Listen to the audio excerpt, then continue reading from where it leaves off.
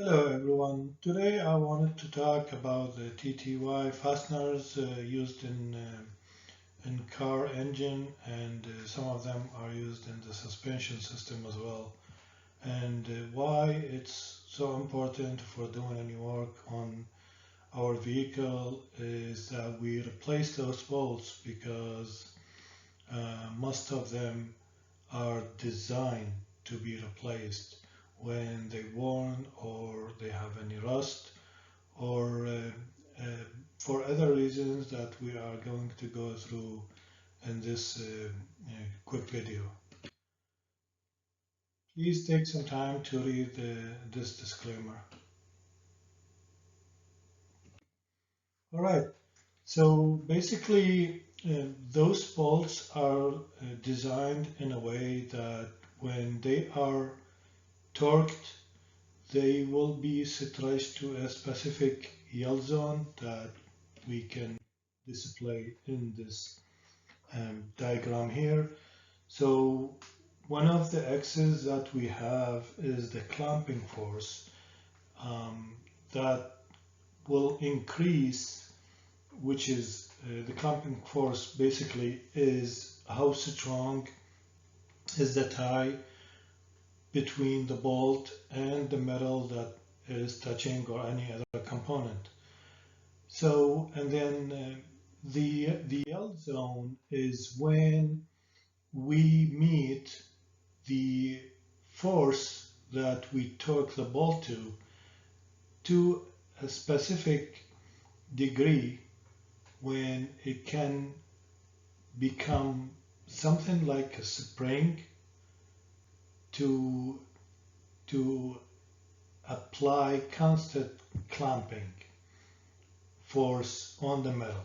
So it is basically it's kind of, let me just explain this. So you're torquing your bolts. It's a TTY bolt. So what it's gonna do is it's going to stretch its body to a yield zone, as you can see the red one on the top, to meet the OEM specific requirements for clamping strength or the force that applied for that bolt in order to accomplish the the attachment or the force that it needed for that specific part. So in this line, the black dotted line is this shows where we want to accomplish that torque. So going to the next slide, in a normal situation with a brand new bolt that is oily, there is no defect, and it's torqued to the manufacturer's specifications, we see that this green line goes all the way to the where it meets the required force, and it also meets or go in parallel with the yield zone that is required in the specifications. So looking at the black line, black dotted line, going vertically, we can tell that from the bottom to the top, we are accomplishing the maximum strength torque that is required by the manufacturer. Now, in the other case, we have a moderate friction risk. So the first green line has low or no friction risk to break the bolt apart. Now, in the second case, with the wear and tear and with the use of the car or the use of the components, you get some moderate fraction risk for that bolt. But in my opinion, this yellow line is still effective. However, even in that case, you still need to replace that bolt if you take it out and do any replacement or any repairs on that particular component where this bolt is used. because once it's been used it and then you will take it out, it'll lose all the constant clamping force that it was originally designed to gain when it was first put on your vehicle or on your part. So this kind of torque that you apply to these types of bolts are kind of permanent. So like I said, they become just like a spring. They go into the metal and they lock there, and they're not designed to be removed and reused again. Now if we look at the worst case scenario, and this is where we get all the risk. By the way, this advice is also not for only the DIYers who do work on their cars, but I noticed that some mechanics also don't really care replacing those bolts. Most of them, I should say, that they take care of replacing it when they do some engine work. However, in my opinion, those screws or those bolts are to be replaced with the new ones, even if you're doing any work on your suspension system, saying the strut or the upper or lower arm or any components within that structure of the safety of the car. So now going back to this red risky line, we see that it's pointing to a high friction risk of being disconnected or broken or worn, and then it will definitely cause a safety concern. So those bolts, the ones that the red line don't, as you can see, they don't accomplish the torque specified by the OEM. They don't have the clamping force.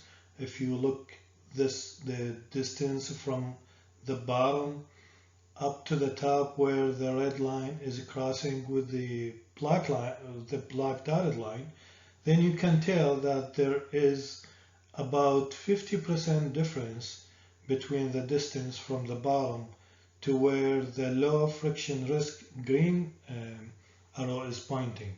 So in that case, in the red line case, the bolts are risk of safety. They definitely need to be replaced, and again, in my opinion, I believe the ones in yellow and in red are also to be replaced.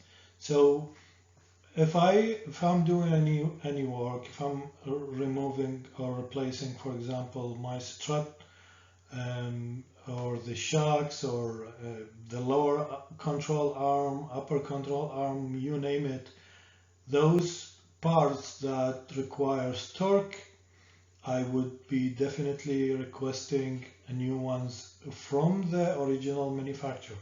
And to be I mean, clear, it's not a big deal to replace them. Usually they cost from $2 to $6 maximum. So if you want to replace the struts, you probably have two bolts in the bottom going into like your frame or to the lower arm. So like if you're changing both front struts, the only thing you need is two bolts to the right, two bolts on the left, and that's four bolts. So paying attention to those small details can really avoid a catastrophic event, because if one of these parts go down, then you probably expect a very, very bad day. And some of the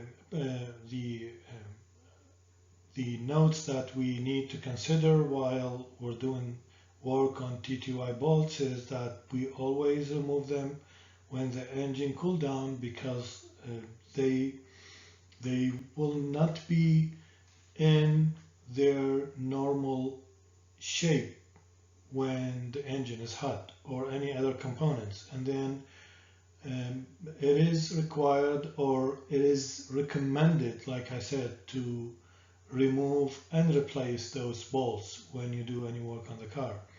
And then if you are not sure which bolt to replace or which bolt is to be removed or reused, then you probably want to refer to the vehicle service manual by manufacturer, which will tell you exactly the specification and the requirements for each one of them.